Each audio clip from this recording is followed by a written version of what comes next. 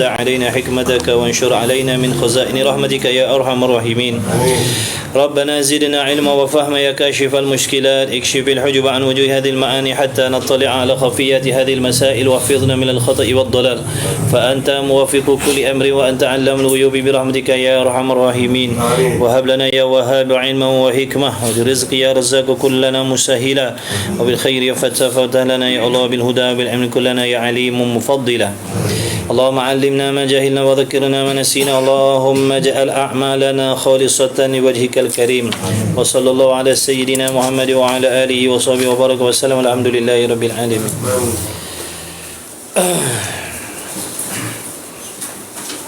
أما بعد والسلام عليكم ورحمة الله وبركاته. وعليكم السلام ورحمة الله وبركاته. قال المؤلف رحمه الله تعالى ونفعنا وإياكم بعلومه وبعلوم مشايخنا في الدارين آمين يا رب العالمين.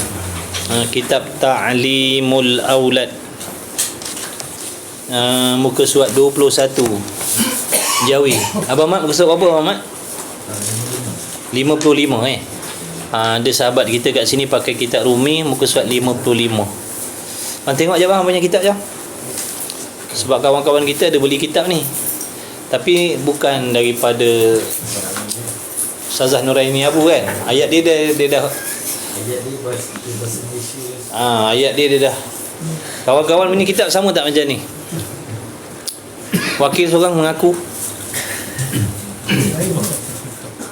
Ta'limul Aulad sama yang ni sama jadi ayat dia dah lain sikitlah.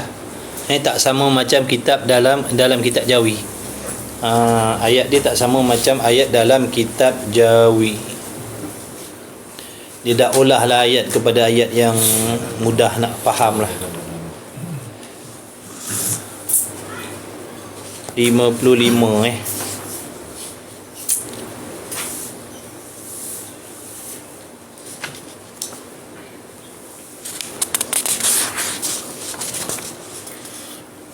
Tahlilah tamu yang kedua.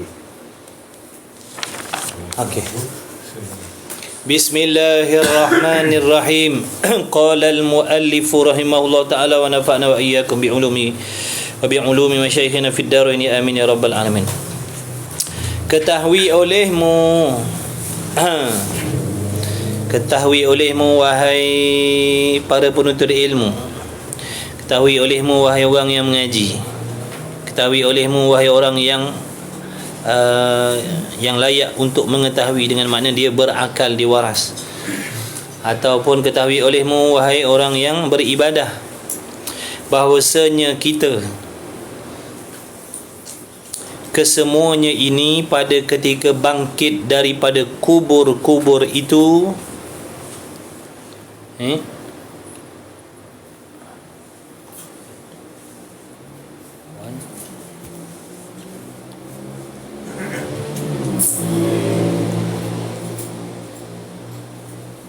ketahui oleh kamu bahwasanya kita kesemuanya ini, semua hamba-hamba Allah ni, semua manusia di atas dunia ni, pada ketika bangkit, yakni dihidupkan kembali oleh Allah daripada kubur-kubur itu. Ini di antara perkara yang wajib kita beriman. Di antara perkara yang wajib kita beriman, setiap yang mati akan dibangkitkan kembali oleh Allah Subhanahu wa taala. Wajib beriman.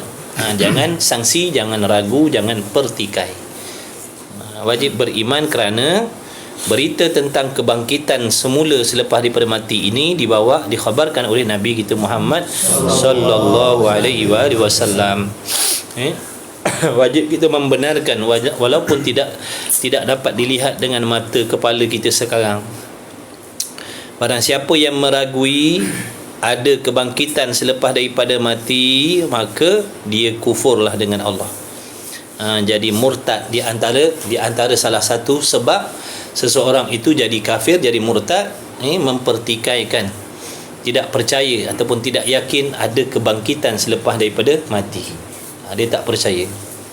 Dia kata mana boleh, dah mati dah, kulit, tulang, daging semua hancur, lebu dah, mana boleh hidup balik. Maka kafirlah dia, na'udzubillah, jadi murtad dia. wajib bertaubat, kembali bertaubat dan mengucap syahadah semula, masuk Islam balik. Dan pahala amal dia sebelum tu semua habis. Pahala amalnya sebelum tu semua habis. Na'udzubillah. Itu murtad dengan perkataan dia, ataupun secara diam-diam dalam hati dia. Dalam hati dia tak percaya bangkit selepas daripada mati. Dia tak pernah cakap dengan orang. Dia tak pernah cakap pun dengan orang yang dia mempertikaikan kebangkitan selepas daripada mati. Tapi dalam hatinya tidak percaya, hatinya tak percaya. Selepas mati besok hidup semula, dia tak percaya. Maka jadi kafirlah diam-diam. Maknanya dia menjadi kafir secara diam-diam. Jadi kafir secara diam-diam. Kalau dia mati dalam keadaan tak sempat bertaubat dan perbetulkan balik pegangan dia, maka mati kafirlah dia, berkekalan di dalam neraka Allah selama-lamanya.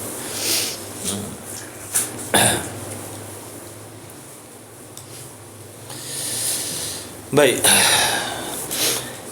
Jadi bahawasanya kita kesemuanya ini pada ketika bangkit daripada kubur-kubur itu ialah di dalam hal rupa kita dunia. Maknanya semacam mana kita, parah rupa kita, tubuh badan kita di atas dunia, begitulah nanti waktu kita dihidupkan kembali oleh Allah Subhanahu Wa Taala. Apabila Allah Taala menghidupkan kembali manusia selepas daripada tiupan sangkakala yang kedua itu, maka Allah jadikan balik tubuh badan kita manusia yang berbenihkan tulang-tulang sulbi tadi. Tulang-tulang sulbi kita tu, ajbuz zanab tu, tulang sulbi tu. Jadi tulang sulbi tu ibaratnya seperti biji benih lah. Daripada situ nanti akan dihidupkan kembali manusia. Manusia. Jadi macam mana parah rupa dia, macam mana tubuh badan dia waktu dunia, begitulah waktu dia bangkit besok. Kalau digemuk lah, kalau dikuruh lah. Tidak teralih lagi di situ. Tidak teralih lagi di situ. Makna tidak teralih ni tak berubah. Tak berubah. Macam mana parah rupanya di dunia, macam itulah parah rupanya waktu bangkit daripada kubur. Kemudian apabila sudah kita lalu sirat, apabila telah melepasi ataupun telah meniti jambatan sirat. Cerita jambatan sirat dah sudah kan?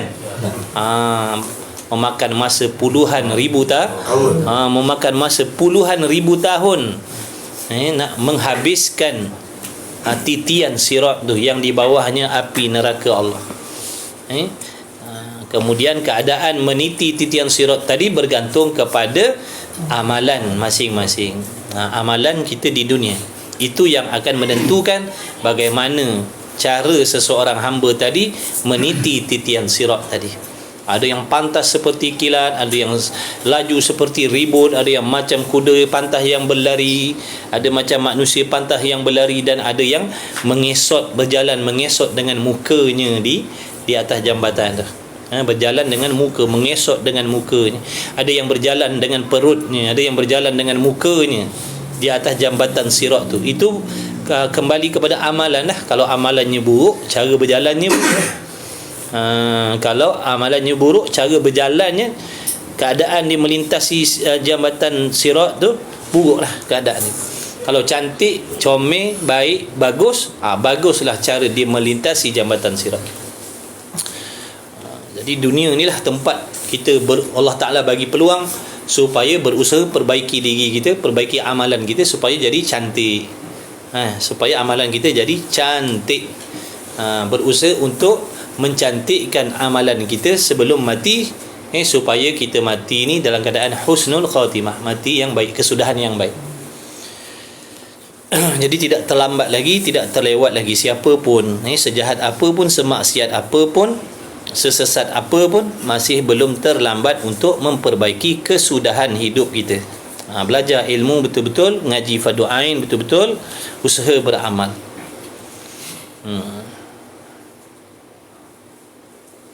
Dan lepasnya, jadi apabila sudah kita lalu sirat, selepas daripada kita lalu jambatan tu, dan lepasnya maka menuju kita kepada mandi sungai di dalam sungai yang namanya Sungai Hayat.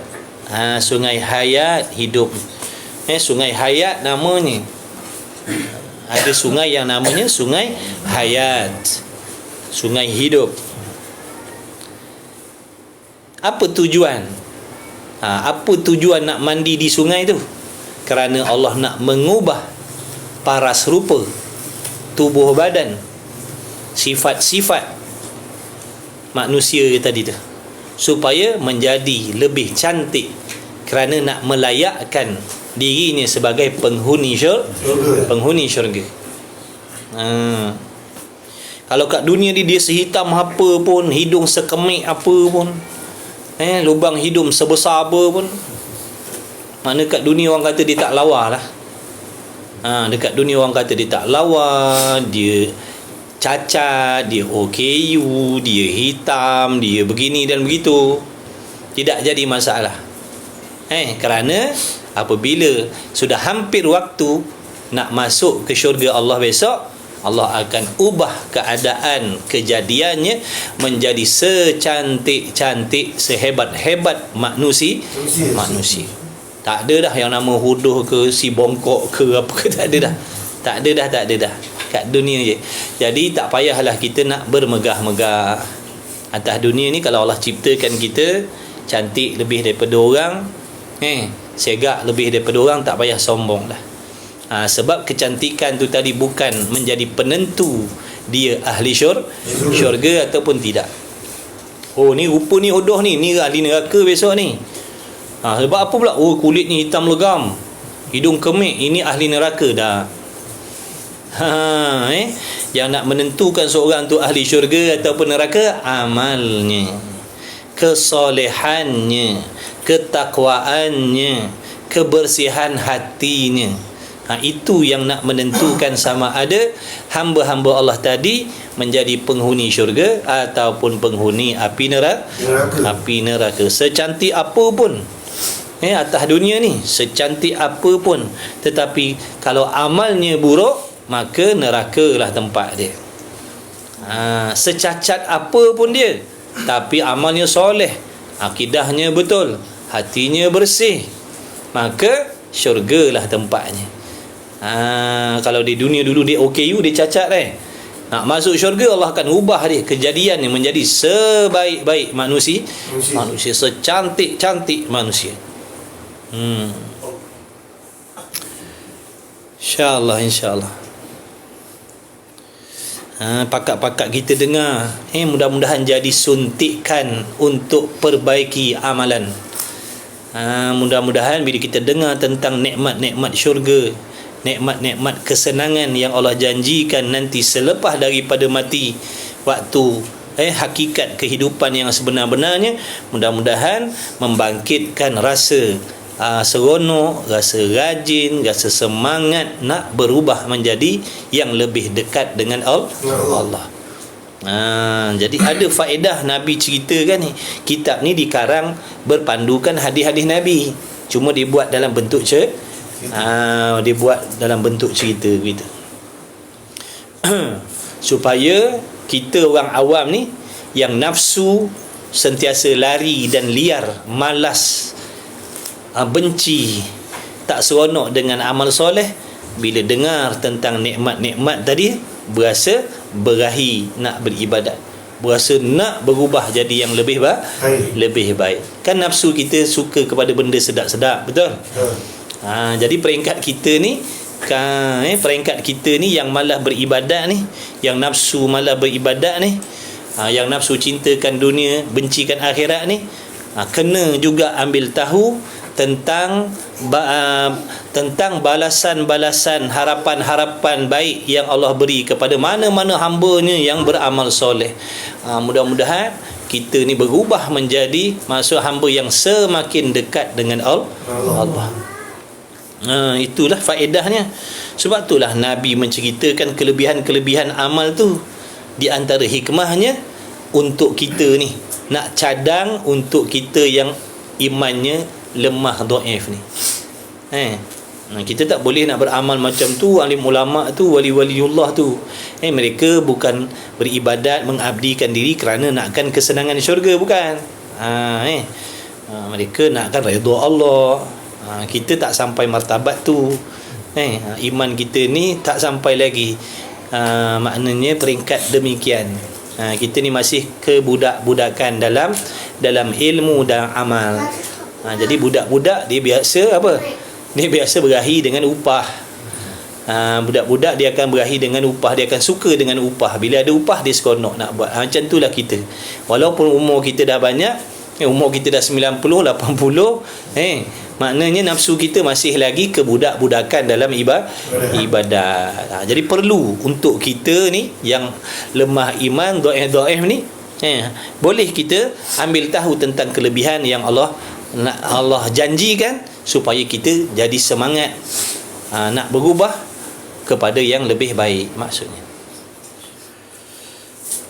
Jadi jangan kita bersedih seandainya di dunia ni Allah uji kita dengan parah rupa yang tidak cantik. Jangan kita bersangka buruk dengan Allah, dengan sebab Allah Ta'ala tidak melahirkan kita seperti orang lain sempurna. Jangan sedih, sebab itu bukan berkekalan. Kalau cacat, dia tak akan kekal cacat sampai bila, dan yang sempurna pun dia tak akan kekal sempurna sampai bila-bila. Kalau sesempurna, secantik apa pun, kalau amalnya rosak, nanti dalam neraka dia akan berubah menjadi arang selama-lamanya. Tak ada dah lawanya, tak adalah cantiknya, tak adalah mancungnya, tak adalah putihnya, tak adalah gebunya. Tak ada dah. Bertukar jadi arang yang tak mati selama-lamanya. Jadi jangan nak megah. Jangan megah dengan tubuh badan kita yang sempurna, mencela mencaci orang yang tidak sempurna. Itu bukan ketentuan siapa kita di sisi Allah nanti di hari kiamat.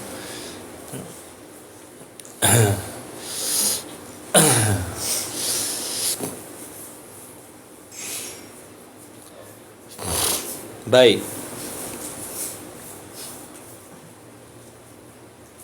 Maka disitulah teralih rupa. Makna maka disitulah, yakni sewaktu mandi di sungai hayat tadi tu, Allah Ta'ala ubah rupa manusia yang asal tadi, Allah ubah menjadi comel. Jadi comel, jadi cantik lah. Tak ada uban-uban dah, pakcik. Tak ada putih-putih, pakcik. Tak ada uban-uban dah. Tak ada jerawat-jerawat dah, tak ada jeragat-jeragat dah, tak ada. Comel, cantik. Tak ada dah hidung kemek, tak ada dah. Secantik-cantik penghuni syurga tu, secantik-cantik, puas hati daripada hujung rambut sampai hujung kaki, memuaskan hati. Mana nak cari atas dunia macam tu? Secantik apa pun dia, mesti ada yang tak sempurna. Betul tak? Betul. Secantik apa pun mesti ada yang tak sempurna. Muka cantik, mulut jahat. Muka cantik, punyalah cantik, putih melepak, mata coklat, mulut suka maki hamun orang, mulut maki hamun tok laki, mulut sumpah seganah laki. Tak sempurna. Itu dunia. Dekat akhirat besok tak ada dah benda tu. Daripada hujung hujung rambut sampai hujung kaki, tak ada dah nak condemn. Sempurna sepuas-puas hati. Perkataannya, tingkah lakunya, semua serba-serbi jadi cantik, jadi comel zahir batin. Batinnya comel, zahirnya pun comel. Kat dunia ni kadang rupa zahir tapi hatinya kotor, hati jahat, hati busuk, tapi tubuh lawa dah. Tubuh lawa dah, tapi hati kotor. Itu dunia. Nak masuk syurga, Allah ubah semua tu jadi yang terbaik semuanya. Dan elok, jadi elok. Tengok kat cermin, cakap dengan diri kita, jangan bersedih, kerana kau takkan kekal begini. Kau akan Allah ubah jadi yang terlebih cantik nanti di dalam syurga. Maka marilah kita mendekatkan diri kepada Allah, usaha untuk jadi hamba yang bertakwa. Cakap dengan diri kita macam tu. Dan elok maka masuk kita ke dalam syurga dengan hal rupa itulah. Makna rupa yang comel, yang cantik, yang elok tadi. Jadi masuk syurga bukan macam ni. Bukan macam ni, ada janggut beruban, jerawat, hidung kemik. Tak ada. Ada lemak tepu.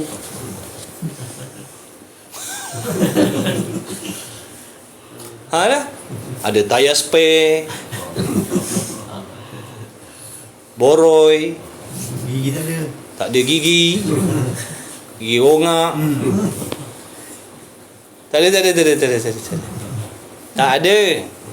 Jadi selawa-lawa, sekacak-kacak, sehandsome. Subhanallah. Tak nak ke? Takkan tak nak jadi comel. Dekat dunia pun sanggup habis ribu-ribu nak jadi comel punya pasal. Betul tak? Takkan kata tak nak. Bohong kalau tak nak. Dekat dunia ni pun sanggup habis beribu-ribu. Nak repair sini, repair situ, cocok sini, cocok situ, otter sini, otter situ. Nampak tak tu? Tetap tak sempurna juga kok mana-mana. Tak boleh lawan yang asal Allah jadikan. Ada yang nak comel bibir, salah cocok, jadi bibir beruk. Jadi bibir beruk. Nampak tak tu? Jadi huduh. Mengubah kejadian ciptaan Allah. Orang bukan suruh cantikkan tu semata-mata, cantikkan amal. Cantikkan amal. Cantikkan amal. Diri pun nak kenalah cantik, tapi jangan sampai mengubah ciptaan Allah. Tak payah risau, nanti dalam syurga kau jadi cantik. Tak payah buang duit ribu-ribu. Cantikkan hati tu, bersihkan hati. Jangan jadi orang kuat mengumpat, jangan kuat bersangka jahat, jangan berdendam, jangan jadi batu api neraka, jangan lawan suami, jangan lawan mak bapak. Yang suami jalankan tanggungjawab dengan adil seperti yang Allah suruh. Begitu.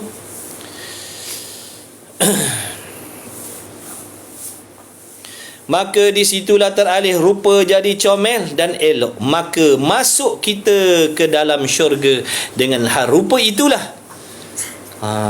Makna rupa yang dah cantik, yang dah berubah tadi. Selepas masuk je dalam sungai itu mandi, jadi orang lawa, jadi orang kacak, jadi orang cantik. Tak ada dah yang tak cantik, semua cantik semua.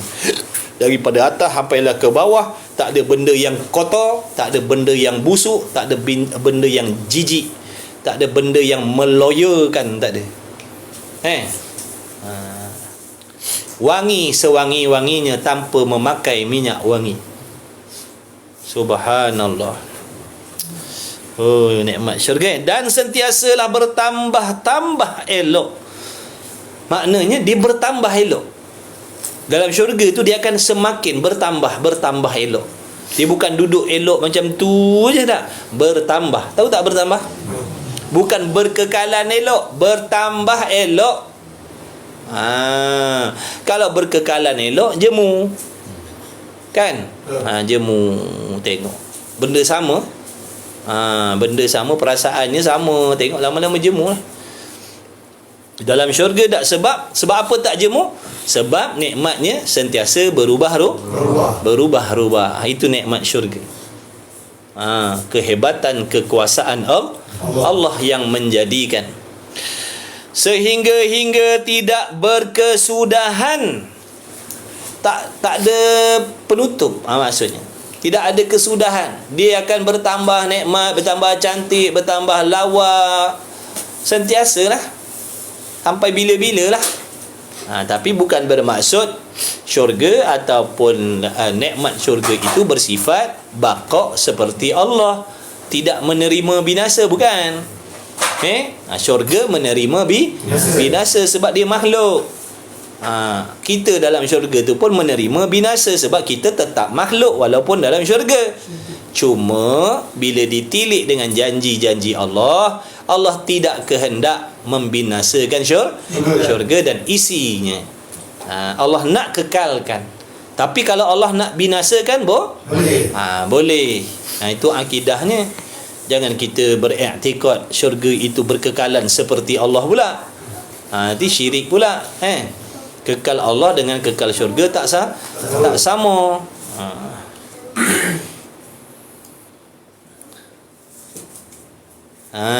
Cucuk tang situ, cucuk tang sini, cucuk tang sini ni sahabat kita ada cerita ni.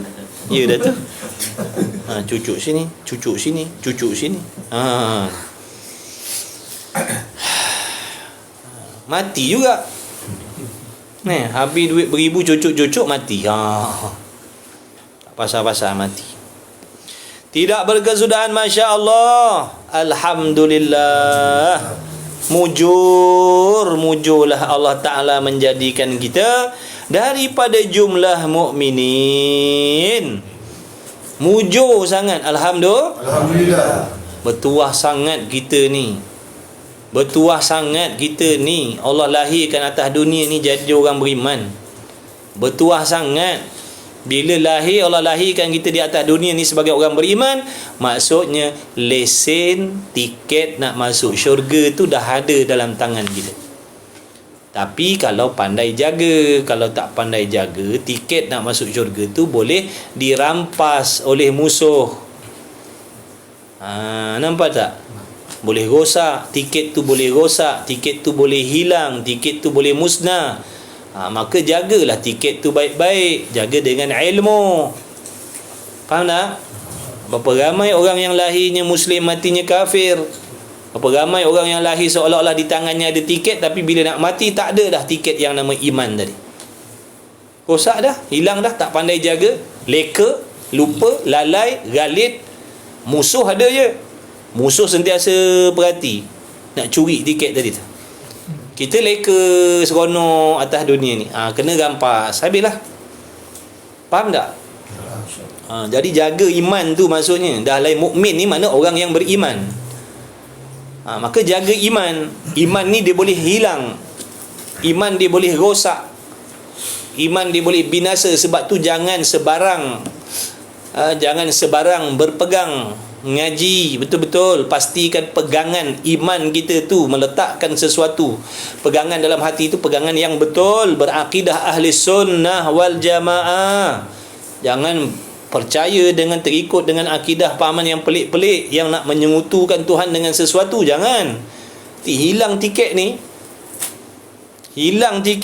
habislah, merana selama-lamanya. Jaga baik-baik. Ngaji akidah betul-betul. Yang tak ngaji akidah, ngaji betul akidah. Tak peduli umur 80 tahun ke 90 tahun, tak peduli. Yang tak mengaji akidah, mengaji balik cepat-cepat. Ngaji tauhid, ngaji sifat 20 tu betul-betul. Fahamkan, istiqamah.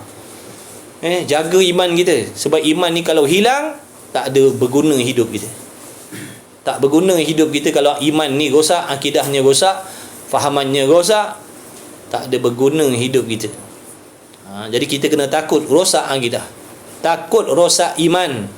Ngaji akidah, fahamkan betul-betul supaya kita boleh membezakan mana akidah yang betul, mana akidah yang sesat, mana akidah yang sebenar dan mana akidah yang tidak sebenar. Tu kita kena ngaji akidah. Sekarang ni ramai orang tak nak ngaji akidah.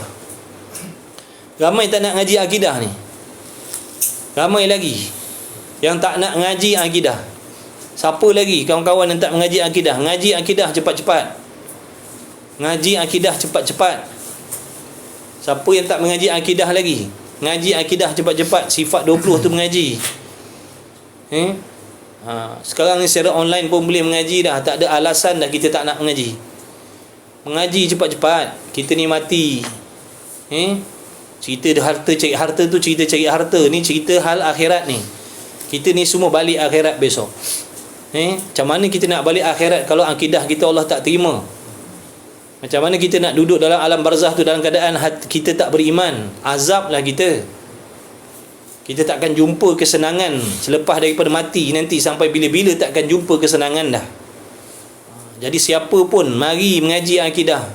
Cepat, jangan terikut, jangan terpedaya, jangan terpesona dengan fahaman-fahaman yang menolak akidah ahli sunnah wal jamaah. Akidah yang menolak sifat 20, fahaman yang menolak sifat 20. Jangan pedulikan, jangan terpercaya, jangan terpedaya dengan fahaman mereka. Mengaji akidah. Daripada zaman dulu, datuk nenek moyang kita tu, fahaman akidah ahli sunnah ni, pengajian sifat 20 ni daripada zaman dulu lagi. Lebih 100 tahun. Itulah akidah di tanah air kita ni.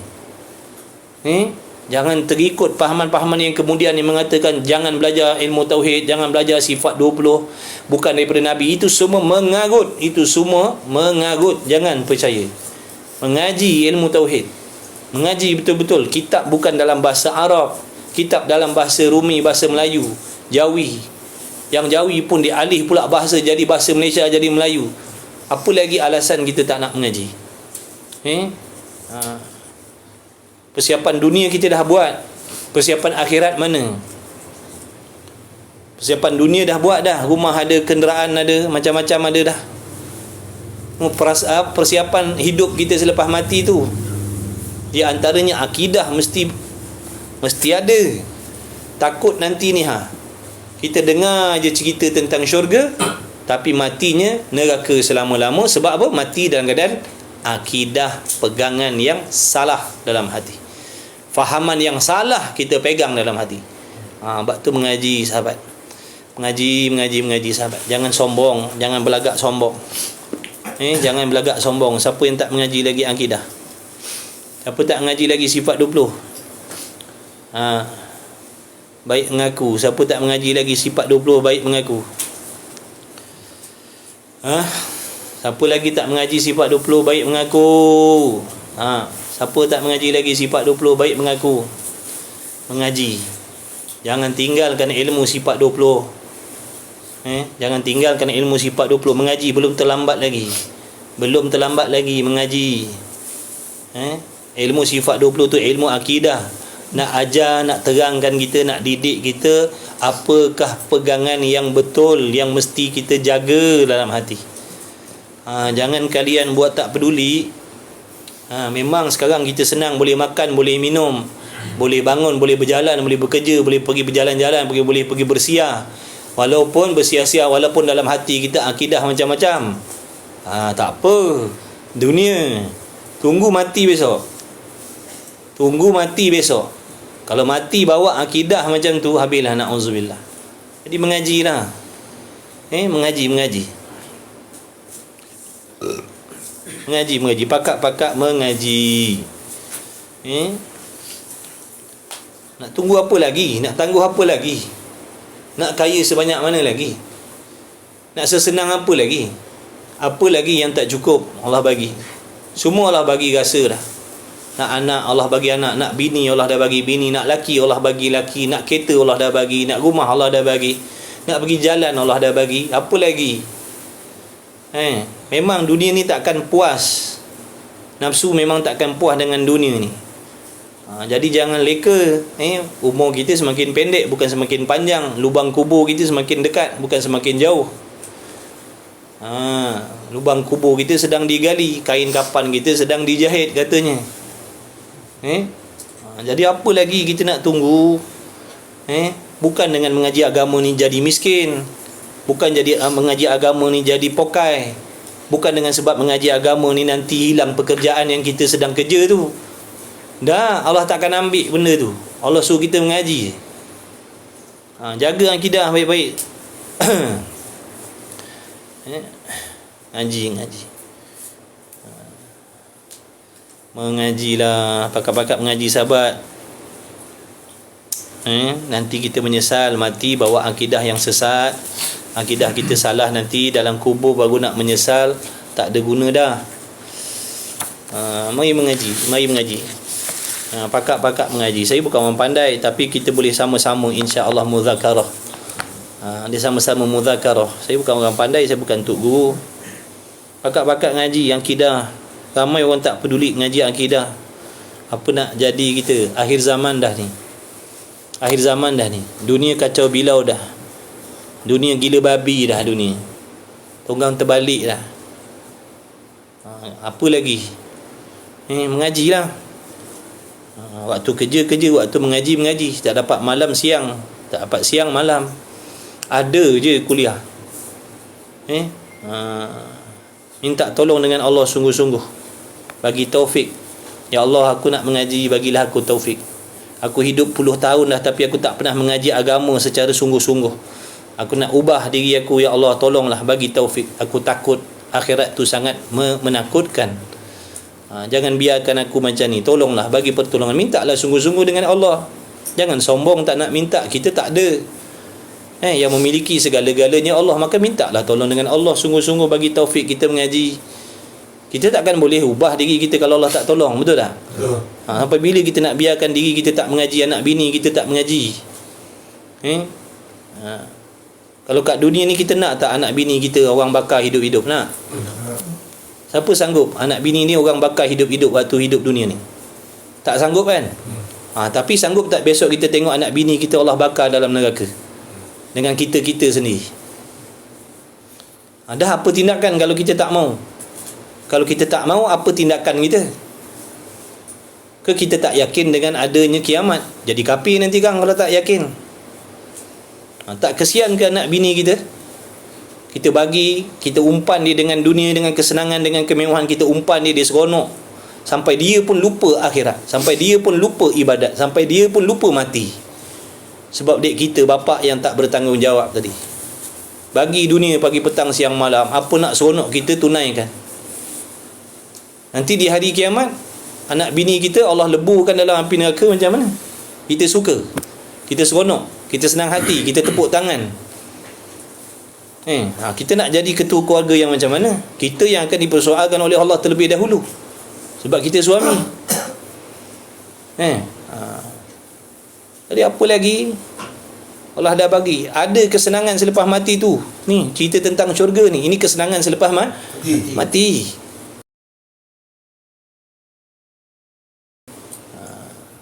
Sekaya apa pun, sehebat apa pun, kalau manusia sampai sujud dekat kaki kita, punya kita kaya atas dunia ni, takkan kekal. Kita nak keluar rumah je orang pakat sujud, orang kampung semua sujud dekat kaki kita, cium kaki kita, sebab kita kaya sangat. Takkan kekal sampai bila-bila pun. Jadi jangan sebab kesenangan yang sekejap ni hilang kesenangan yang lamanya. Jangan. Taklah kita jadi mukmin yang cerdik, yang bijak. Bukan tak boleh senang atas dunia ni. Senanglah, tapi jangan melampau. Jangan lupa akhirat tu. Kita orang beriman. Lain orang yang tak ada agama, orang tak ada kepercayaan tu lain. Jangan tiru mereka tak ada kepercayaan. Kita mukmin kan? Kita suami yang mukmin kan? Kita kalau perempuan dia muslimah kan, mukminah kan, orang yang beriman. Kita yakin adanya kiamat, adanya azab. Jadi apa persiapan kita? Sampai bila lagi? Hari-hari kita dengar cerita tentang mati.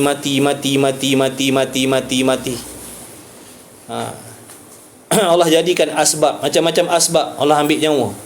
Sakit ini, sakit itu, tu semua asbab je sebenarnya. Nak elak apa pun, kalau Allah kehendak dia akan jadilah.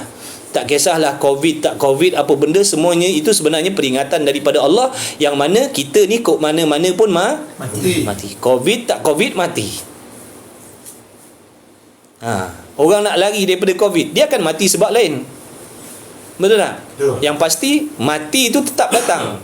Kau tutuplah mulut kau macam mana, kau pakailah mask macam mana, kau mati tetap mati. Kau nak duduk dalam peti besi pun, bila sampai waktu kau akan dicabut nyawa oleh Allah. Nak lari mana? Dah apa lagi? Mengajilah. Pagi-pagi Allah dah tolong kita pergi kerja, balik kerja. Cukup bulan Allah dah bagi kita gaji. Bukan majikan kita, Allah yang bagi. Allah yang bagi pangkat tu, Allah yang bagi jawatan tu, Allah yang bagi gaji tu. Jangan lupa. Anak bini kita Allah yang tanggung. Kesihatan, keselamatan anak bini kita Allah yang jaga. Allah suruh kita ni beribadat, dekatkan diri dengan dia, buat apa yang disuruh sebagai bekalan, bukan untuk Allah, untuk kita. Bukan Allah suruh kita bermati-matian untuk ibadat nak menyenangkan Allah, dah. Allah tak tumpang pun kita. Dia istighna, terkaya, tak berhajat pun dengan kita. Cuma Allah suruh tu sebab Allah kesian dengan kita. Sebab azab yang disiapkan tu takkan tertanggung oleh siapa pun. Tu anak bini kita tu besok kena bakar hidup-hidup. Anak kita ada berapa orang? 5 orang kena bakar hidup-hidup. Laki kita kena bakar hidup-hidup, bini kita kena bakar hidup-hidup. Kita sanggup ke cerita dongeng tu? Cerita betul. Nabi khabarkan, Nabi tak dusta. Jadi apa persiapan kita? Apa persiapan kita? Kita tak sayang ke anak bini kita? Kita tak sayang ke diri kita? Kalau sayang, kena buat persiapan. Mengaji, belajar agama, ilmu fardu ain, ngaji tauhid untuk akidah, tasawuf untuk bersihkan hati daripada penyakit-penyakit yang haram, hasad, dengki, ujub, riak, dendam dan sebagainya. Kemudian ngaji fiqh Syafi'i, mengaji supaya kita tahu cara semayang, cara puasa, supaya kita buat tak salah, supaya Allah terima.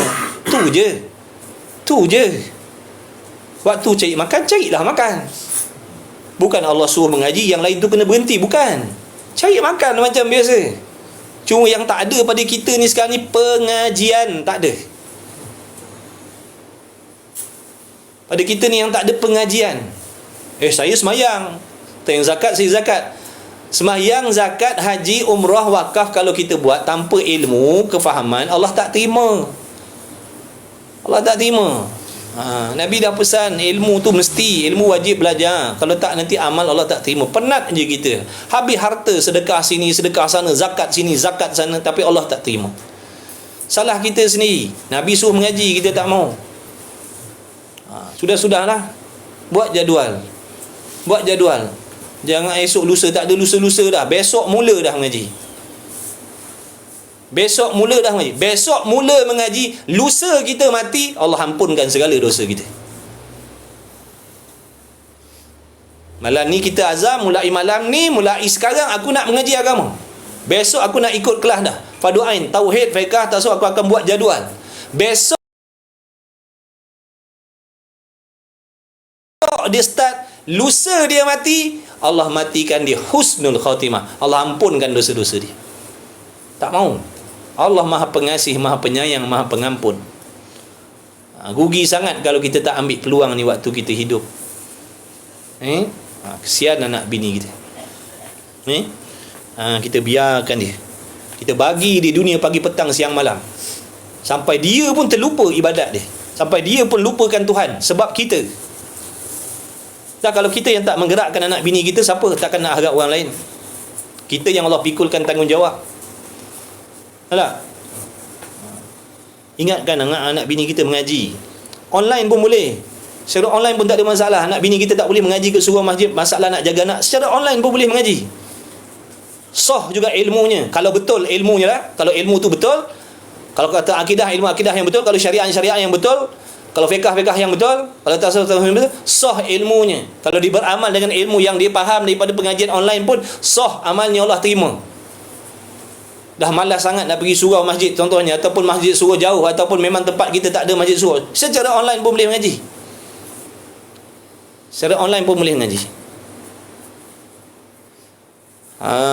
Sudah jangan tangguh-tangguh dah mengaji, pakat-pakat mengaji. Dunia dah akhir zaman dah.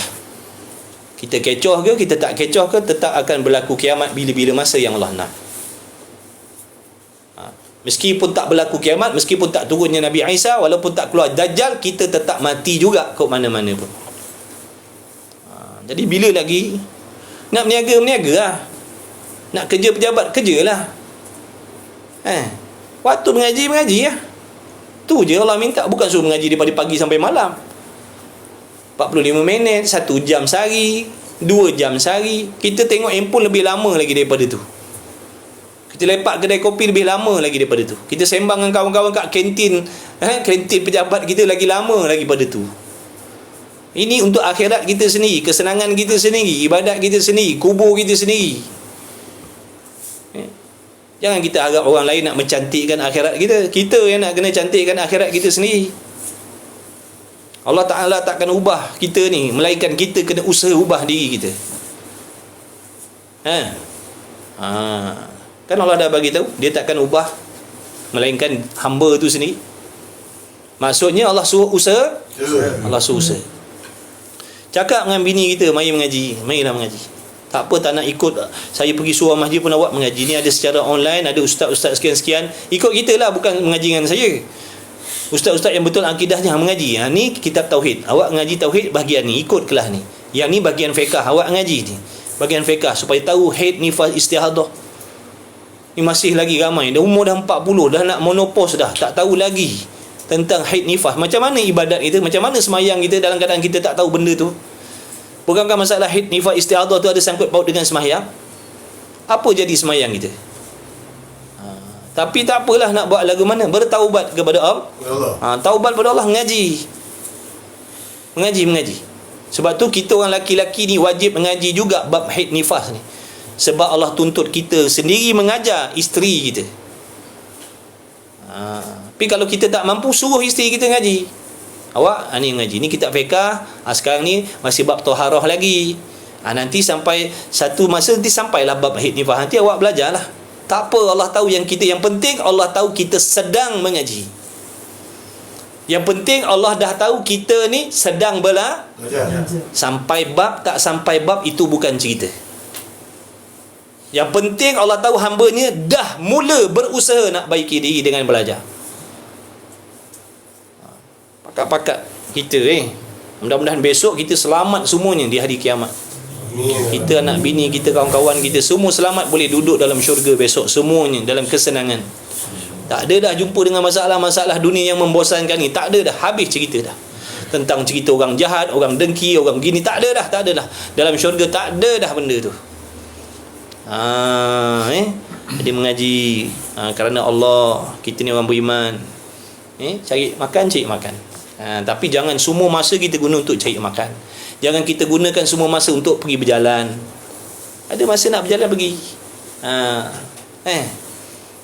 Ada masa mengaji. Sungguh itu peringatan bagi diri saya dan anak bini saya khususnya. Dan kalian, kawan-kawan yang saya kasihi sekaliannya. Mudah-mudahan kita ni bukan pertemuan kita di sini sahaja. Mudah-mudahan Allah selamatkan kita semua. Besok boleh jumpa di tempat yang penuh kebahagiaan dalam syurga besok. Semua kawan-kawan kita ada kat situ. Semua kaum kerabat kita, anak bini, ipar duai kita, jiran tetangga kita, semua ada. Kan seronok. Besok dalam syurga, siapa-siapa yang kita kenal atas dunia ni semua ada dalam syurga. Kita nak macam tu. Jadi kena pakat-pakat lah. Pakat-pakat dekatkan diri. Pakat-pakat dekatkan diri kita. Baiki sampai bila? Kalau kita tak usaha berubah sekarang, maknanya kita sedang berusaha menjauhkan diri dengan Allah. Kalau kita tak usaha dekatkan diri, bermaksud kita sedang usaha jauhkan diri daripada Allah. Mengaji, mesti kena mengaji. Fardu ain mesti kena mengaji. Tauhid, fiqh, tasawuf, tajwid, ngaji. Jangan malu. Tak perlu malu nak buat benda baik. Malu kalau tak mengaji sepatutnya. Bukan malu nak mengaji. Malu mengaji. Bukan malu mengaji, malu tak mengaji. Malu dengan Allah puluh tahun hidup tapi tak belajar agama. Dekat sekolah dulu ada sikit, tak padan. Amal bukan sikit, amal tu banyak. Tak padan dengan ilmu sekolah kita. Kena top up lain, ngaji di surau, di masjid. Ni kita cerita tentang syurga ni sebab Imam Ghazali ada bagi tahu. Ada nanti kebanyakan manusia waktu dunia dia cerita tentang syurga, dia baca tentang syurga, dia dengar tentang syurga, tapi dia di hari kiamat bukan syurga tempat dia, neraka tempat dia. Cuma di dunia dia cerita, dia mengaji bab syurga, dengar, oh cerita tu hebat, syurga tu indah, besok jadi lawa, besok jadi kuat, besok jadi senang, besok jadi kaya, besok jadi mewah. Rupa-rupanya dengar je, tak dapat. Sebab salah jalan yang kita ikut. Salah jalan yang kita ikut, salah jalan yang kita bimbing anak bini kita, salah jalan yang kita bawa mereka. Jadi apa, angan-angan, jadi khayalan je. Menyesallah kita. Dulu atas dunia dengar cerita tentang syurga bukan main. Kita bagi harapan pada anak bini kita, nanti kita jumpa di syurga, nanti kita jumpa di syurga, nanti kita akan jumpa di syurga, nanti apa, til jannah, hingga syurga. Hingga syurga apa kalau amalan kita salah, Allah tak terima. Kalau tak, Allah pisahkan di antara suami dengan isteri, seorang syurga seorang neraka, ataupun dua-dua dalam neraka. Na'udzubillah min zalik. Kita nak ke macam tu? Kalau tak nak, sekarang kena usaha berubah dah. Bukan saya cakap ni saya baik tak, saya pun jahat, saya pun banyak dosa maksiat juga, cuma Allah tutup. Tapi kita pakat-pakat saling mengajak kepada kebaikan. Mudah-mudahan bila Allah nampak yang kita ni pun suka nak mengajak kebaikan, mudah-mudahan Allah bagi taufik kita berubah jadi yang lebih baik. Tanggungjawab ta'awanu 'alal birri wat taqwa tu bukan duduk pada orang baik. Atas semua, sepatutnya semua orang, semua kawan-kawan kena cakap macam ni. Bukan alasan aku orang jahat, aku tak semayang, aku dedah aurat, aku tak padan nak cakap benda ni. Tak, ini tuntutan daripada Allah. Semua kena cakap benda macam ni, walaupun dia bukan orang baik. Sebab ini perintah Allah. Pakak-pakak kita, mudah-mudahan Allah bagi keberkahan. Jadi Masya Allah, Alhamdulillah, mujurlah. Cuba kita fikirkan kawan, cuba kita bayangkan, andai kata dulu Allah lahirkan kita di kalangan orang kafir, macam mana agak-agak hidup kita sekarang? Kalau Allah pilih kita ni, andai katalah Allah kehendak lahirkan saya dan kawan-kawan ni semua di kalangan ibu bapa yang kafir, penyembah berhala, macam mana keadaan kita sekarang agak-agak atas dunia? Kita takkan nampak yang Islam tu bagus, kita takkan nampak yang Islam tu baik. Silap-silap kita lah yang akan memusuhi Islam. Nampak tak Allah dah selamatkan kita? Nampak tak Allah dah selamatkan anak bini kita? Lahirkan di kalangan ibu bapa yang Islam. Padahal tak wajib pun. Tak wajib pun.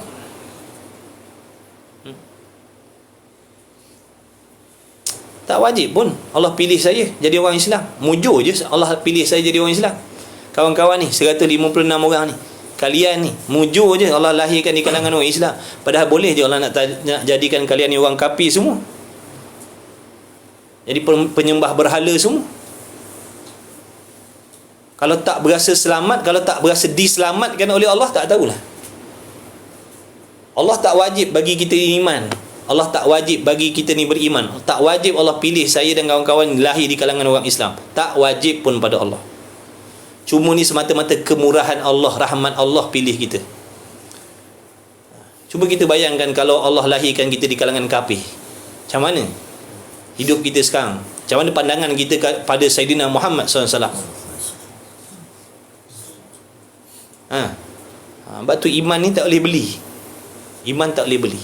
Allah bagi, Allah hadiahkan, sebab Allah nak memuliakan kita daripada orang lain yang tidak beriman. Tapi kita tak tahu hargai, kita tak tahu nilai, kita tak sayang dengan iman, kita tak sayang dengan Islam yang Allah bagi. Sebab tu kita tak peduli, kita tak ambil berat pun. Yang kita pandang dunia, yang kita pandang pangkat, yang kita pandang jawatan, yang kita pandang harta, yang kita pandang pujian, yang kita pandang penghormatan, itu yang bernilai dalam hidup kita. Adapun iman Islam yang Allah bagi pada kita tak ada pun harga, tak ada nilai pun. Sebab tu kita tak bangga jadi orang beriman, tak bangga jadi orang Islam. Kita bangga bila ada kemewahan, tu bangga. Na'udzubillah min zalik. Dan elok maka masuklah kita ke dalam syurga dengan hal rupa. Maka Masya Allah, Alhamdulillah, mujur-mujurlah Allah Ta'ala menjadikan kita daripada jumlah orang mukmin. Wahai Tuhan kami. Ini doa dia. Jumlah mana? Perhimpunan orang yang beriman. Wahai Tuhan kami, mintalah memati yakni mematikan oleh engkau akan kami di dalam hal beriman dengan engkau ya Allah dan dengan Nabi engkau ya Allah. Amin ya Rabb. Ini doa dia, ini doa tuan guru ni, ini doa tuan pengarang ni. Dia kata apa? Ya Allah, jadikan kami, rezekikan kepada kami ni mati sebagai orang yang hatinya yakin, beriman, percaya dengan Allah dan Rasul. Tapi jangan semata-mata berdoa tapi tidak usaha. Jangan semata-mata minta Allah jaga iman kita, matikan kita dalam iman, tapi waktu hidup kita tak peduli, langsung nak belajar tentang iman tu apa. Apa iman tu? Iman tu apa? Iman tu apa? Iman tu sembahyang ke? Iman tu puasa ke? Iman tu tutup aurat ke? Iman tu mengucap 2 kalimah syahadah ke? Apa iman? Itu pun kita tak tahu, itu pun kita tak faham. Itu pun kita keliru. Iman tu bermaksud pegangan dalam hati yang tak boleh dilihat oleh siapa-siapa. Pegangan, kefahaman dan pegangan yang betul dalam hati terhadap Allah, terhadap Rasul. Maksudnya adalah fahaman yang tak betul, pegangan yang tak betul terhadap Allah, ya ada. Macam mana nak membezakan pegangan yang betul terhadap Allah dan pegangan yang salah terhadap Allah? Macam mana kita nak bezakan kalau kita tak ambil tahu? Tak mengaji, tak ambil tahu. Mustahil kita boleh membezakan. Ya tak? Mudah-mudahan. Amin ya Rabb. Adapun luas syurga, adapun luas syurga dan panjangnya syurga itu tidaklah dibanding-bandingkan. Tak boleh nak dibandingkan. Dia punya keluasan kan, di antara benda yang menjadi kemegahan atas dunia ni memiliki harta yang luas, betul? Tanah yang luas, betul?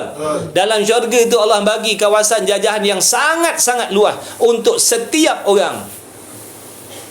Setiap orang tu. Ni abang-abang ni semua ni, kawan-kawan semua ni, semua ada kawasan jajahan masing-masing yang Allah akan bagi. Jadi tak payah nak sedih kalau dunia ni kita tak ada tanah, walau sekangkang kera pun tak ada, tak payah sedih. Tak payah sedih, tak payah sedih.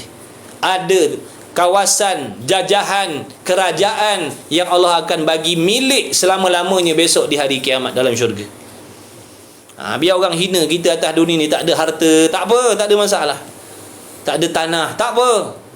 Tak ada rumah, tak apa, ada dah rumah kita tu. 7 kaki dalam lah. Ada dah rumah kita, insya-Allah. Pasti dah. Dia tak payah sedih lah orang kata kita tak ada rumah hebat. Tak apa. Ada dah rumah kita tunggu dah. Nanti di hari kiamat Allah akan bagi syurga yang mana luasnya, panjangnya tidak boleh dibanding-bandingkan dengan kebun-kebun dan tanah-tanah kosong di dunia ni. Tak boleh. Masih baby. Tak boleh. Bukan kata seluruh Malaysia ni. Syurga besok, abang-abang ni bukan seluruh Malaysia ni, kecil Malaysia ni.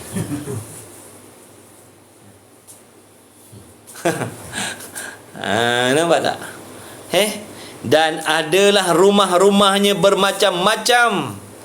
Mana mahligai-mahligai yang Allah ciptakan untuk hamba-hambanya yang nak masuk syurga ni bermacam-macam. Setengahnya daripada emas. Rumahnya daripada emas, mahligai dia daripada emas. Semua bahannya emas, bukan simen. Bahannya mahligai tu, kita tengoklah istana negara daripada apa? Bahan dia simen lah, batu kan. Bukan emas. Kalau emas pun boleh jadi ada part-part tertentu kot.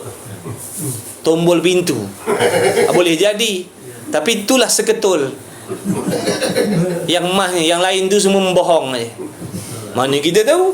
Kita ni kan orang bodoh, selalu kena hakal.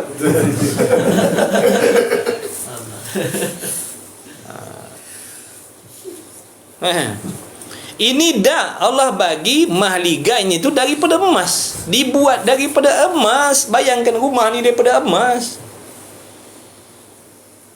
dan setengahnya daripada permata permata anu-anu, maknanya macam-macam permata.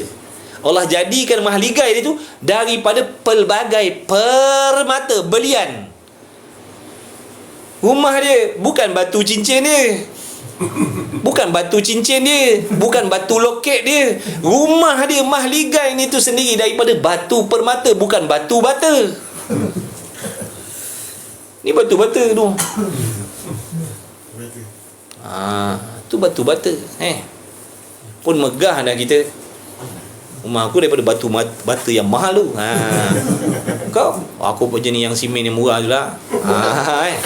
Ni batu bata ni pun kita megah dah. Sombong dah, bagi salam tak jawab dah orang.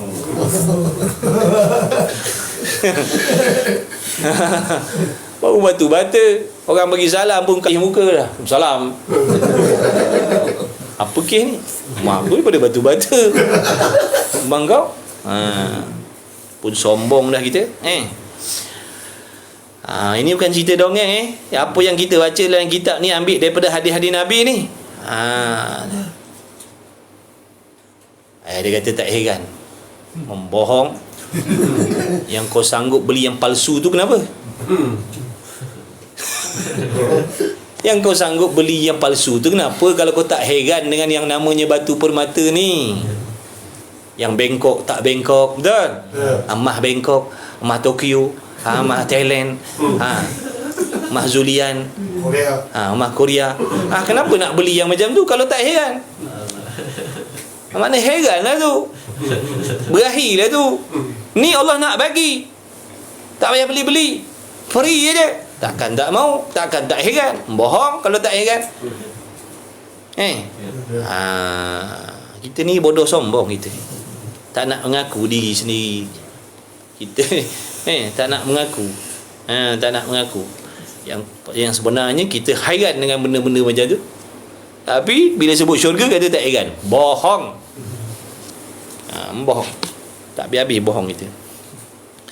Dan setengahnya daripada permata-permata. Ini bukan perhiasan di tangan mahligai dia tu sendiri. Ada yang Allah buat daripada emas, ada yang Allah buat daripada perak. Dan tersebut pada setengah riwayat hadis baunya, bagi yang akhir sekali masuk syurga itu ialah dapat keluasan qadar 4 raja di atas bumi, iaitu Khurasan, Iraq, Yaman dan Syam. Cuba digabungkan tu, Iraq, apa tadi, Khurasan, Yaman, Syam. Gabungkan 4 negara tu. Ini keluasan untuk orang paling lekeh sekali dalam dunia. Orang paling lekeh amalnya, paling lekeh. Dia semata-mata ada iman je, amalan tak ada langsung. Dia hanya mati berbekalkan iman yang betul je. Sembahyang tidak, hidupnya berjudi, berzina, minum arak, penuh dengan dosa maksiat. Tak tahu dah berapa ratus ribu juta tahun duduk dalam neraka tu. Akhirnya dikeluarkan. Itu keluasan syurga yang Allah bagi pada diri dia. Berapa kerajaan tadi? 4 kerajaan. Seluas tu syurga untuk dia. Yang paling lekeh, tak ada beribadat, buat maksiat pagi petang siang malam. Hanya iman dia yang ada. Dia hanya beriman je. Dia percaya Allah Tuhan, Muhammad Rasul. Dia yakin dengan rukun-rukun iman, Quran benar, isi kandung Quran benar, Rasul tu benar, apa yang disampaikan benar. Tapi dia tak beramal. Itu paling lekeh lah. Tapi maksiat buat pagi petang siang malam. Ya Allah suruh tak buat, maksiat tunggang terbalik dia. Itu pun keluasan syurga ni Allah bagi. Seluas tu 4 kerajaan tu Allah bagi. Kata setengah lah. Bagaimana pula kalau yang taat kepada Allah? Bagaimana pula yang ada taat kepada Allah, yang banyak amal solehnya? Kalau dah yang paling akhir masuk syurga pun macam tu keluasan yang Allah bagi. Sedangkan dia pula amal soleh, hati bersih. Subhanallah. Tak boleh nak cakap gitu. Amboi begininya bagi yang akhir sekali, maka apatah lagi yang bagi terdahulu masuknya syurga. Yang nombor 1 tak tahulah macam mana. Yang syorot pun dah macam tu dah. Yang syorot pun dah macam tu. Yang nombor 1 tahu nak cakap Subhanallah. Maha hebat Allah yang menjadikan syurga. Tak padan dengan amal kita, tak padan dengan semayang kita, tak padan dengan mengaji kita. Allah bagi. Sebab tu masuk syurga tu semata-mata rahmat Allah. Cuma Allah nak tengok atas dunia siapa berusaha ibadat, siapa yang bersungguh usaha ibadat, buat apa yang disuruh, tinggalkan apa yang dilarang. Allah nak tengok siapa usaha yang bersungguh. Banyak tak kira. Siapa yang bersungguh taat kepada Allah, dia akan dapat kedudukan yang tinggi. Amboi, seronoknya lah. Maka apatah lagi yang terdahulu masuk je. Cuba kita bayangkan dalam keadaan kawan-kawan kita berseronok dengan syurga yang macam tu, kita Allah humban dalam neraka Jahannam, duduk dalam api sesakit-sakitnya, seazab-azabnya, seseksa-seksa, selapar-laparnya, sehaus-hausnya. Sedangkan kita tengok penduduk syurga tu berseronok dengan kenikmatan, kesenangan. Lagi hancur hati kita. Betul? Nak duduk suasana macam tu? Tengok kawan-kawan kita, Allah bagi mahligai, bagi kawasan jajahan, bagi bidadari, bagi begini dan begitu, dia lebih daripada raja lagi. Kita tengok dia orang tu berseronok, bersukaria. Tak payah ibadat-ibadat dah. Yang kita diazab oleh Allah sentiasa dalam neraka tu. Nak macam tu kita? Ini bukan cerita dongeng. Macam ni lah, macam sekarang ni, kita sekarang ni sedang duduk pakat-pakat dalam api ramai-ramai. Kita tengok orang sebelah sana tu duduk dalam kesenangan, tengah makan, tengah minum, tengah berseronok, bersukaria. Macam mana perasaan kita yang kena bakar dalam ni? Nak lagi tak boleh. Tengok je dia orang tu duduk berseronok, lagi bertambah azab rasanya. Betul? Sebab tu orang kafir kata, jadi tanah lagi baik dulu. Tu penyesalannya. Jadi tanah lagi baik daripada duduk dalam neraka macam ni punya azab. Kalau alangkah baiknya kalau di dunia dulu aku jadi tanah pun tak apalah, tak payah jadi manusia. Jadi tanah pun lagi baik daripada jadi manusia, akhirnya masuk dalam neraka kena azab dengan Allah. Macam tu Allah. Jangan main-main. Ni kita duduk dalam senang macam ni pun, tengok orang lagi senang pun kita sakit hati. Kita boleh makan, kita boleh minum, kita ada anak bini, kita ada gaji. Tengok orang lebih senang pada kita sikit, sakit hati dah kita. Hang kita bomo siam dah. Punya sakit hati dah kita. Ini dalam keadaan kita senang. Ini duduk dalam azab, duduk dalam api. Minumannya apa? Nanah. Minumannya apa? Air danur. Minumannya air panas. Air tembaga cair. Minumnya air besi cair. Makanannya makanan buah-buah yang berduri. Bila makan hancur lebur perut kita, habis hancur. Dalam keadaan tu kita tengok ahli syurga tu duduk dalam kesenangan. Makan yang sedap-sedap, makan yang lazat-lazat, makan yang nikmat-nikmat. Tak tahu nak ceritalah punya azab. Berganda-ganda azabnya. Zahir batin terseksa. Na'udzubillah min zalik. Amboi, katanya Musannif, seronoknya dan puas hatinya bagi yang masuk syurga itu. Puas hati dia. Setelah dia berhempas pula atas dunia, bersabar begini, bersabar begitu, puas hati dengan balasan Allah. Puas hati dengan apa yang Allah balas. Puas hati. Puas hati sangat-sangat. Dan jikalau perih, tahu perih? Lekeh. Dan jikalau perih makna lekehnya dan kehinaannya dan lekehnya di atas dunia ini sekalipun. Biarlah dekat dunia lekeh pun orang ejek. Dekat dunia orang ejek. Atas dunia orang pinggirkan, atas dunia orang pulaukan, atas dunia orang tak nak kawan dengan dia.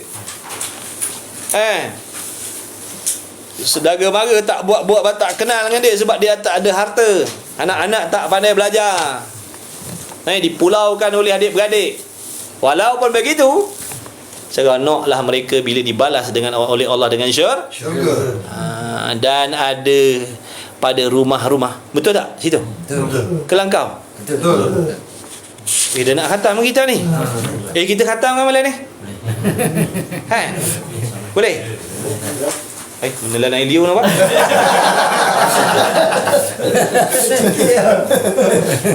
Daripada kita lepak sembang-sembang kan pun bagus satu tak? Baik kita khatam kan. Mana tahu kita mati minggu depan? Baik kita baca. Sungguhlah tak? Minggu depan tak tahu lagi jumpa ke tidak ni. Sat-sat lagi ke?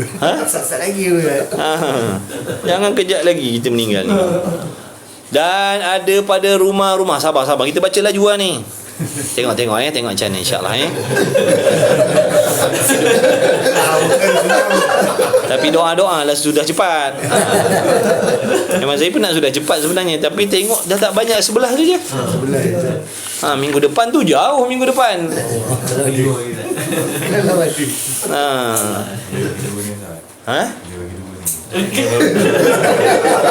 Dia yang susun kan.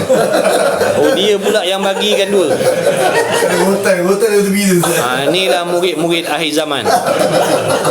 Dia mengarahkan guru dia. Patut guru mengarahkan dia. Dia mengarahkan guru. Sekarang banyak anak murid macam tu. Ini masuk dalam kaum hari ni.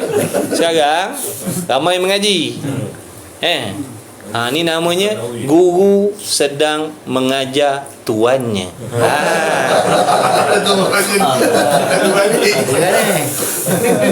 Kalau akhir zaman tu ibu melahirkan tuannya.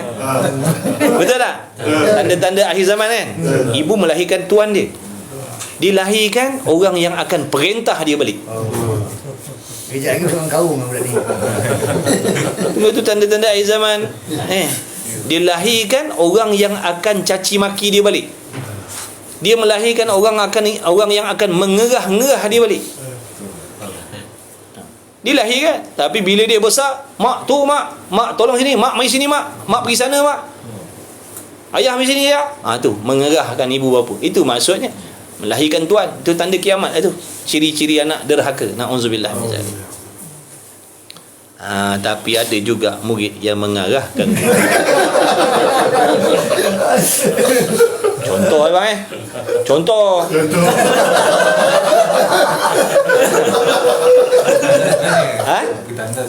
Nak pergi tanda tak apa. Takkan bukan semua orang nak pergi tanda, sabar seorang. Rumah dekat. Gila dapat contoh. Okey sikit lagi lah. Alah, alasan dia macam bagus pula ni nak pergi tanda. Jap mana tadi? Dan. Allah Ada orang kata, ustaz, saya pagi saya tak ada masa nak mengaji lah. Ustaz tolong mengajar tengah hari Dia ajar balik.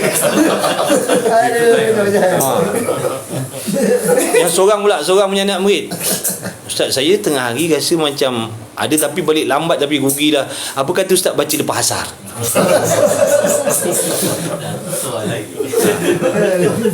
Mau tak meninggal rugi. Itu cara orang akhir zaman ngaji dulu tak ada. Dulu dia diam je. Tok Guru kata A, baik Tok Guru. Tok kata B, baik Tok Guru. Tok kata malam ni nak khatam kita. Kau tak datang, kau punya tak ada rezeki. Tak boleh jadi. Tinggalkan, pergi ngaji. Sayang tu. Ni dak. Tu kalau Tok Guru baca malam ni kan khatam saya tak ada. Tok Guru baca minggu depan tu saya ada. Tok Guru nak kena raikan dia pula dah. Sesekali kena sebat sesekali. Betul? Sekali kena sebat takut terlupa. Lagi tak apa.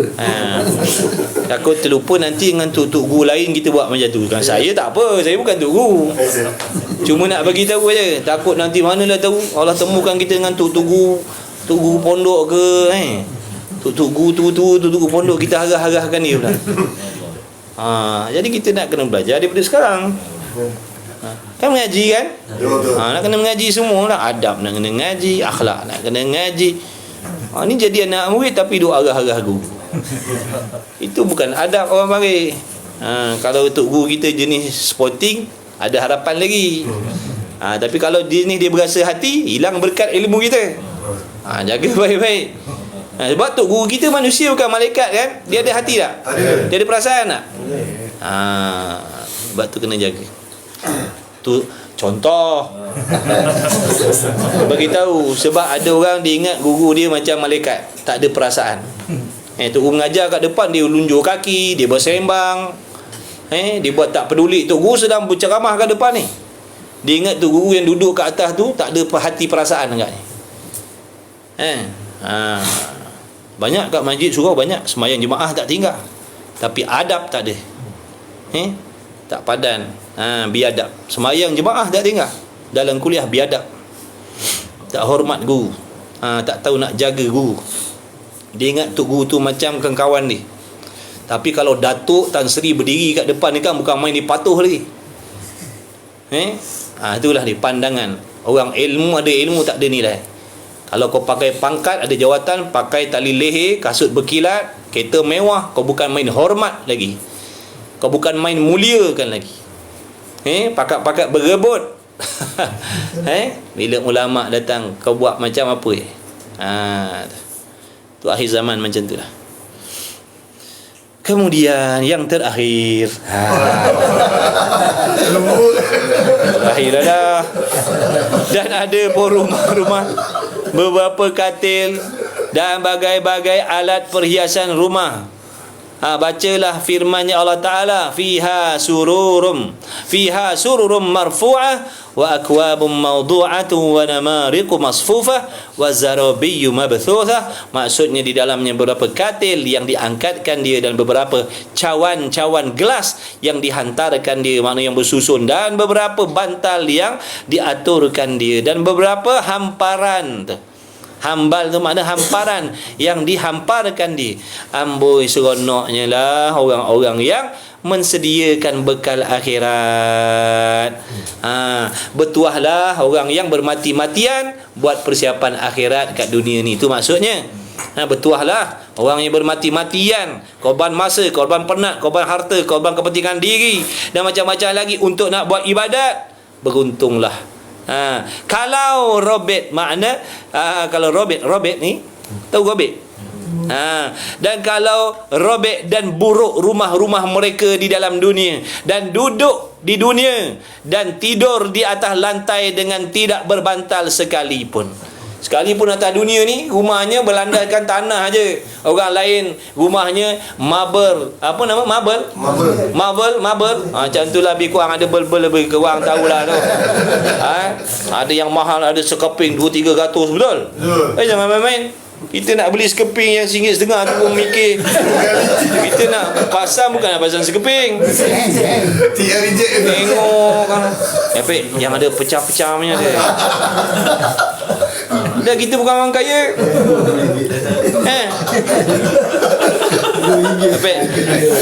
Ni saya cakap saya, bukan saya cakap orang. Yang ada pecah punya dia pecah. Tak apalah, ni pecah-pecah nanti kita letak sudut-sudut. Yang pecah ni kita letak sudut-sudut. Kita taruh cadang tempat meja, letak bawah tu orang tak nampak. Takkan orang datang sampai nak masuk bawah meja tengok. Ini berapa Mek? Ini sekeping dalam 15 ni. Tengok rumah kita ni boleh meninggal ni kalau boleh. Tak apalah. Second pun second lah. Ada orang tanah tau ni. Tak ada ni lantai simen pun tak ada, tanah je. Atap dia ni rumbia je. Dinding dia buluh je. Janganlah kita ingat kita lah yang paling miskin. Ada orang paling jauh lebih miskin daripada kita. Tapi benda tu jangan dihiraukan, sementara sahaja. Nanti akhirat kalau amal kau soleh, Allah bagi mahli daripada emas tadi. Yang daripada batu permata tadi. Duduklah, milikilah. Bukan dengan tu siap dengan pelayannya, siap dengan semua segala serba-serbi ya. Semua ada dalam tu. Maka beramallah soleh. Insya-Allah sekadar tu kita meraihkan abang kita, insya-Allah. Tak tahan nak buang air, boleh mudarat, jangan main. Insya-Allah.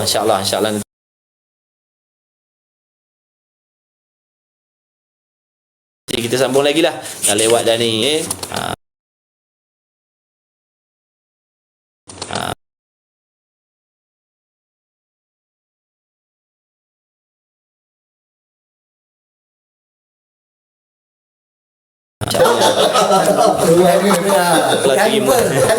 Allah panjangkan umur kita, sihatkan tubuh badan kita, murahkan rezeki kita. Mudah-mudahan Allah bagi taufik kita boleh mengaji. InsyaAllah salah silap saya, minta maaf banyak-banyak. Anak dia tolong doakanlah. Doakan saya, ahli keluarga saya, anak bini saya, mak saya, ibu bapa saya. Doakan, mudah-mudahan kalian semua pun saya doakan, kita doakan sama-sama, mudah-mudahan sekalian yang hadir yang mengikuti, mudah-mudahan Allah jadikan kita penuntut ilmu. Jadikan kita penuntut ilmu walaupun kita ada urusan-urusan dan tanggungjawab dunia, makna mudah-mudahan Allah bagi kita kekuatan agar dapat kita membahagikan masa-masa kita yang tertentu untuk kita tidak tertinggal daripada menuntut ilmu yang diwajibkan oleh Allah Subhanahu Wa Taala. Mudah-mudahan dengan pengajian itu sedikit sebanyak boleh menjadikan sebagai panduan dan pedoman untuk kita memperbaiki amalan kita yang zahir dan yang batin. Insya-Allah mudah-mudahan diampunkan segala dosa-dosa kita, kedua ibu bapa kita, anak isteri kita, adik-beradik kita, ipar dua kita, sepupu sepapak kita, kawan-kawan kenalan kita semuanya tidak terkecuali. Mudah-mudahan Allah lahirkan di kalangan kita anak-anak yang soleh yang bertakwa, berjaya dunia akhirat. Mudah-mudahan Allah Ta'ala sentiasa membimbing rohani dan jasmani kita, memberi taufik kepada kita untuk sentiasa berusaha memperbaiki diri tanpa ada rasa putus asa. Mudah-mudahan insya-Allah. Amin ya rabbal alamin. Mudah-mudahan Allah Taala memberi keberkahan dengan setiap apa sahaja yang kalian usahakan di atas dunia. Mudah-mudahan diberi berkah oleh Allah Subhanahu Wa Taala. Mudah-mudahan kita semua mendapat syafaatnya Nabi Muhammad sallallahu alaihi wasallam. Mudah-mudahan kita diberi kelebihan syahid waktu kita mati besok. Mudah-mudahan kita diberi rezeki oleh Allah husnul khatimah. Mudah-mudahan kita mendapat syafaat Nabi Muhammad sallallahu alaihi wasallam. Bismillahirrahmanirrahim. Alhamdulillahirabbil alamin wassalatu wassalamu ala rasulillah wa alihi. Allahumma rabbana fa'na bima 'allamtana. Rabbana 'allimna alladhi yanfa'una. Rabbana faqih ahlana. Rabbana rabbatilana fi dinina ma ahliku til musabbaqa rasulullah walhamdulillahirabbil alamin. Taqabbalallahu minni wa minkum minna wa minkum taqabbal ya karim. Betul lah tu, dia minta kalau tak tadi buku 1 lebih pun habis tu. Ada lagi. Sudah